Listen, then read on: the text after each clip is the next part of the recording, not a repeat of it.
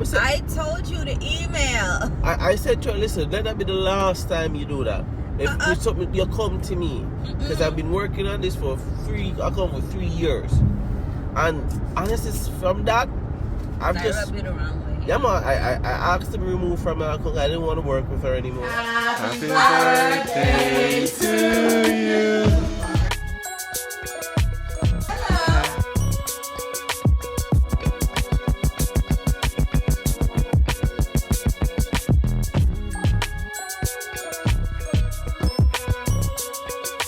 My beard look big still, huh?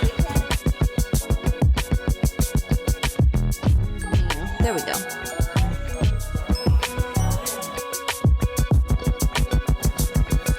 You look like Avery.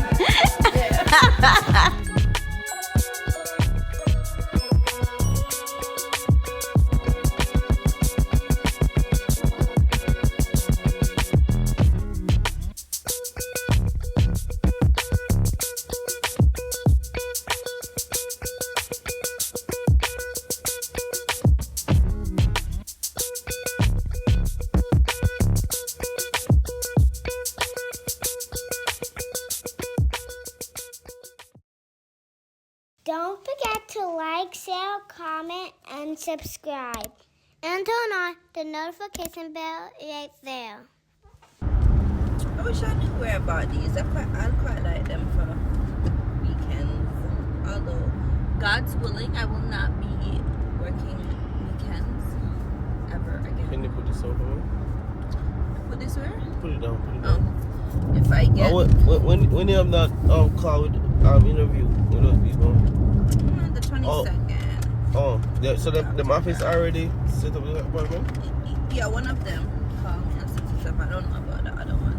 Okay. That one did not call me on set it up.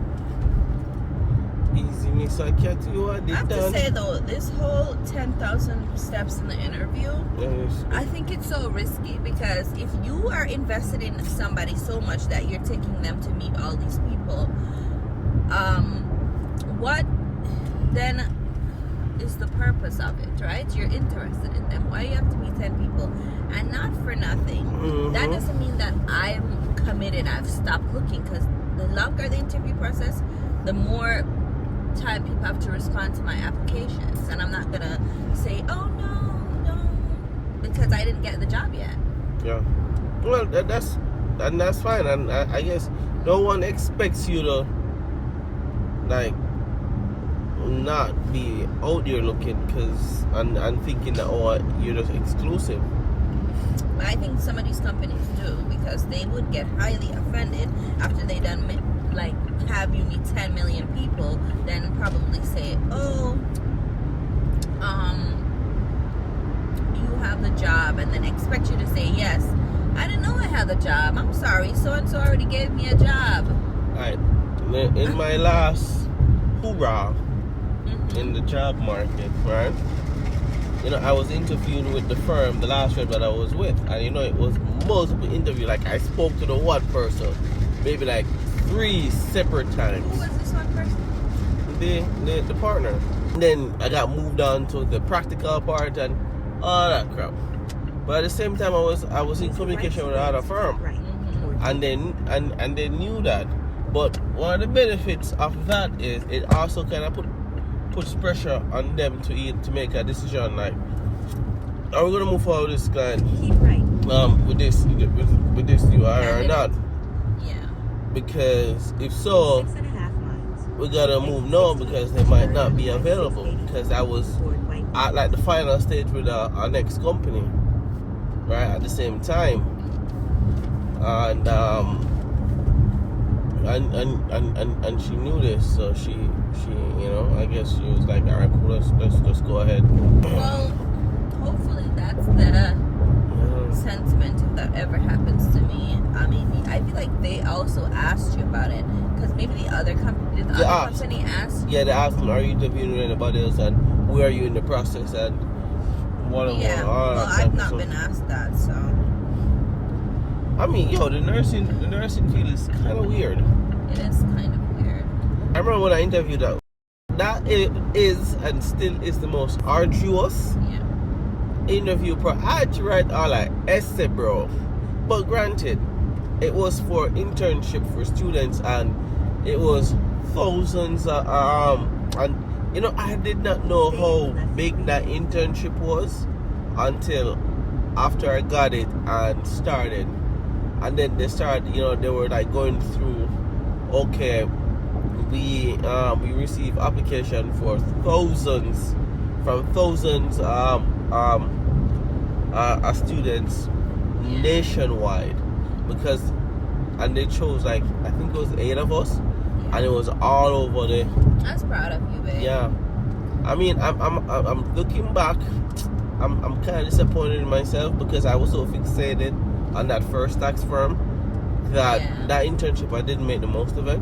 Yeah. And this is a lesson to everybody, regardless of whatever you're doing, you do it to your best, because you never know what may come from it, you know. And I half it. Like, yeah, you were not engaged. Yeah, because you were like, this is too boring. This is not what I'm going for. Yeah, and that is not even just that. It's like, remember, you know, I had just received a offer from the first firm. I don't know if I can say the name. Okay, the first firm. And this is what I wanted. And you had been doing, remember you did that internship with them, and you loved the busy season. You're like, you learned so much. Yeah, you learned so much. People were so good, and you know, I was supportive. I was really excited to get started. I was getting my first like real full-time job, and I was still in college. I still had I was still completed my final semester. So I'm like, yeah, I'm on the I'm on the track, bro. You know, I'm working before I even leave. You know what that says though? People, it's not just in relationships where people send their representative, because they sure showed up and was super supportive, right? When you're an intern and then you get hired and it just flips. Yeah, you know, I'm not gonna say it just did, because I had a wonderful time working there for like the first year and a half, 2 years, and I guess the longer you're. How long were you there for? I want to say 3.5 years. Okay. I met some genuine people. It's just that the longer I was there, I started meeting the really bad, nasty people, and then some of the people who I thought were genuine, the true color started to show. Yeah. But you know, there were some good people there. I'm not going to take that from them. I met some good people, right? But then I don't know. It's like I think it was just time for me to leave. Yeah. You know, I think it was just that, and you know, certain things just started to pop up. People started being real nasty. I started meeting some really nasty managers who, to my face, admitted to throwing me under the bus, despite they're the ones who messed up. Not even messed up, who didn't just didn't do the work. Yeah. Use the right lane to take exit 60. You know? But how brazen can you be to tell a person to their face that, oh yeah, I did throw you on the bus, my bad, you know I had saved my own. It's like, how brazen are you to even admit that? I'm telling you, somebody come to my face and say that, I tell you that's an email that's gonna be documented, email format to whomever needs to know. Yeah, I learned no. And you know, I was just thinking about it, babe. All of the nasty people, all of the interaction were with the women, all of the issues that I had at that firm. Yeah. So I'm like, what is it with women in corporate? In that firm, but when you were in the second to last one, or the one after that, the interactions were with men. Yeah, the last two was the tyrannical partner. I really think you're a god. So I don't think it's a woman thing. Yes, but no, I'm telling you, bro. And all of that was just a sign saying, you know what, bro, G, head out, do your own thing. And it's frightening, you know, but you gotta do what you gotta do. You gotta take a risk, you know. That's crazy to me. Yo, I can't believe she said that to you too. Yeah, the nerve. So the story goes like this, right? Y'all know I'm an accountant, so I was with this accounting firm, I've been working on this client since I was an intern. I was now a senior, I believe. Yeah, I was a senior associate now. So I've been working on this particular client for about 3.5 years now, right? It was a foundation. It is impossible to do a foundation return without doing the work papers, because you got to do bank recs and you got to account for every single cent. It has to tie, it has to match. Your balance sheet is going to be off, all that stuff, right? So it is impossible to do that foundation return without doing the bank recs, which is in the work papers. So I do this thing. I do the balance sheet, do the work papers, put it in CCH, do the work balance sheet in CCH, got that tied out, matched off, everything done. Like I said, been working on this client. It's tedious job because you gotta do a bank rec, and if anybody know what a bank rec is, it's literally matching or making sure everything matches, everything ties off. Yeah, I have to count every single cent, bro. G. Let her know, hey, I'm done. The work was with you. Kudos, whatever. About a month and a half later, I see the partner asking, hey, what's going on with the work? Like, where's the work? She writes an email saying that there was no work papers done for the client, and she had to spend way more time on it than was expected, which is why she didn't submit the work to be reviewed to the partner. So I'm saying, is this girl crazy? What do you mean there's no work papers done? So I go check. Okay, you feel crazy. I'm like, am I losing my mind? I go check. That's that gaslighting. Work papers were there. But link her and I say, yo, I don't understand this. First of all, it is impossible for that return to be done without the work papers. The information is in the software. So that means there was a work paper. There is a work paper. If there was an issue with the work paper, come to me and say, right. But her response to me was, yes, she know, but she was under pressure by the partner, and she just had to say that. And I'm like,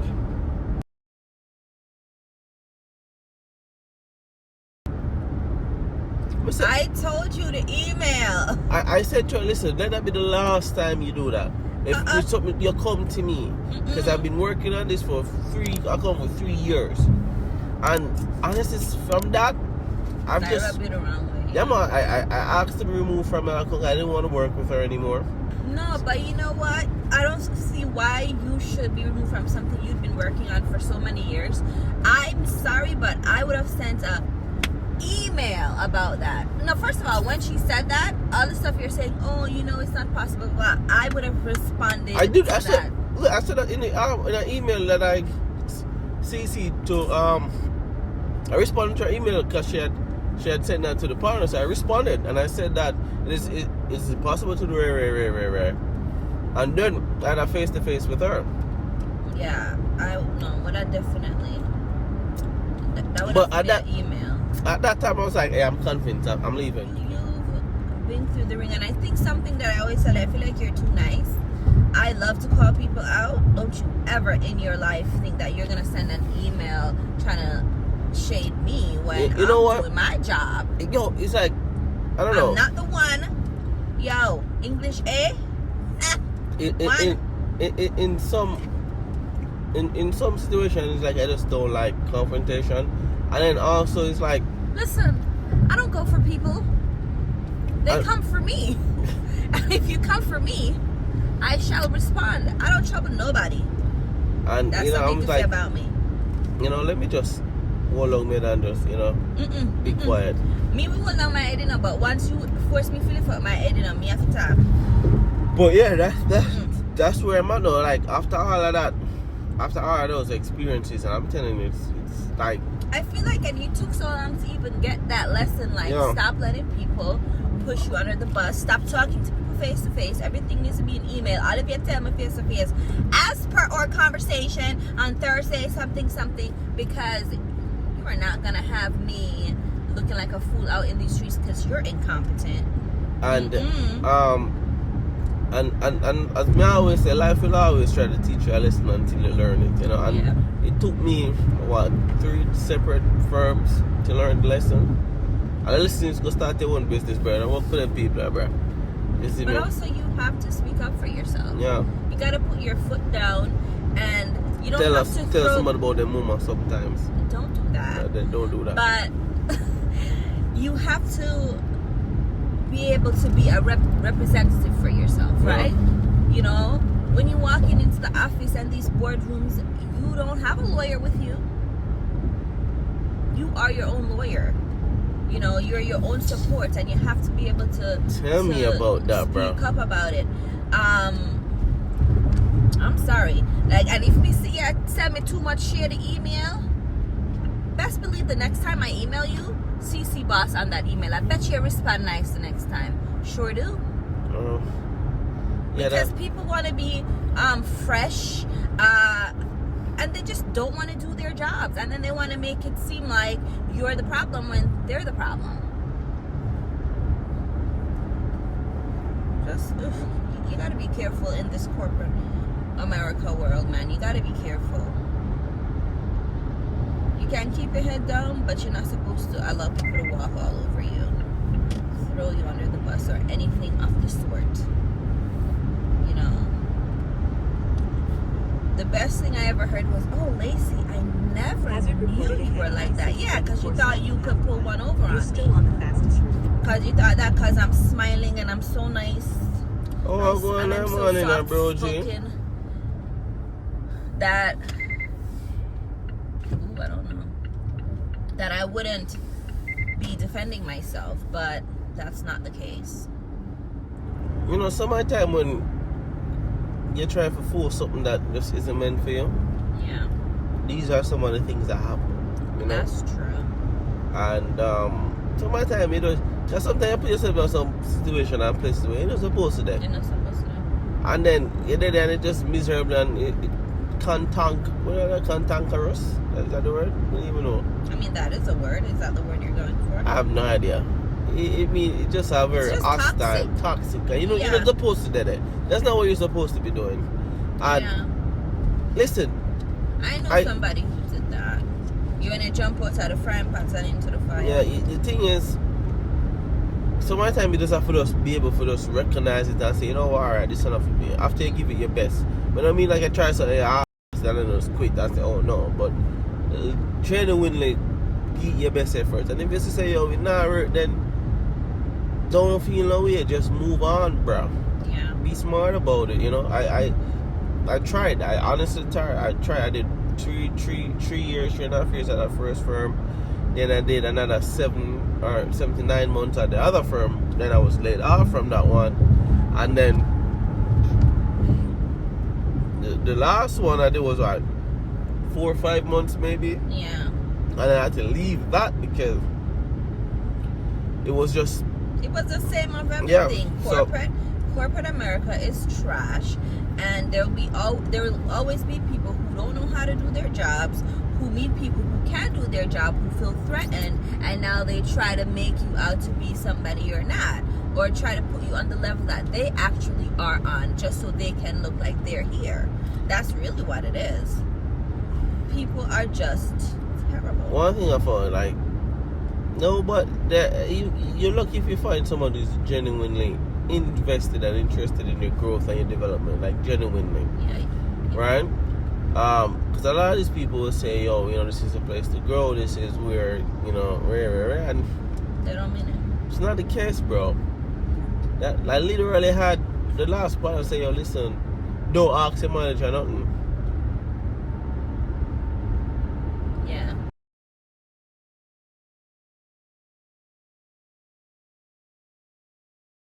Make it make sense. I'm like, what? Managers, who they call advisors. Yeah, don't seek advice. don't ask them nothing. Literally said that. I'm not even bull. literally said that. And I'm like, but if there's something you're unclear of, you're unclear about, or unsure about, or whatever, is it my direct supervisor, manager, or whatever person I'm supposed to go and say, hey, this is the situation, this is what I think, what are your thoughts on this? And keep in mind, like, this is a firm during busy season, so it's not like we have the luxury of time where I can sit down and do no massive research. No, it's a very small team. 2 or 3 weeks on tax deadline. You see me? All right, now the focus is getting the work out and done. So, okay, but I don't know. Everybody, like I said, it's not. Yeah, for, but it's you not know for what everybody. I It's feel not for like? me. I feel like that was only said to you because that same manager person who don't know their job Yo, was complaining. bro, let's say I kid you not. I brother didn't know probably just as much as me. I probably just a little bit more than me, because I remember one, and again, this is like one of those stupid little things, but we had a client and she lives in New York City, Manhattan somewhere, so she has to pay the city tax, right? But the information, the numbers just wasn't flowing to generate that, and it was literally just a check of our box at the very first, in the general section of the software, and I didn't remember. He didn't know. I didn't remember, and it took me about, we were on a call about 5-10 minutes trying to figure out. I'm like, I just need to step away from it for a little bit, because I know I'm missing something. Like, I know I've done this multiple times, but I just could not remember, because in the last year or so I've been working solely on just CT returns, because since moving to Canada, I've been working at a smaller firm. 95% of the clients are CT residents, and I'm like, I know this. I know this. And after about 5 minutes after I come up the call, I clicked to remember. It literally just has after putting the NYC in the box on the first section and the general section. He had no idea how to do that, and that's just one of the simplest, but multiple times I went to this dude and him don't know.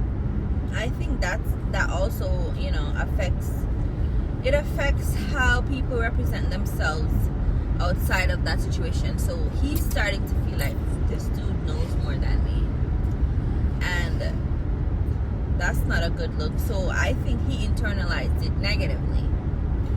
He's knowledgeable in certain areas, because but it's okay to not know everything. Exactly. Because he was coming from a firm, the same firm that the partner was coming from, actually, that they did a lot of, they were heavy in regards to equity compensation. So that was their thing, and this firm, that is their thing as well, because they 100% of the clients, right, are tech clients.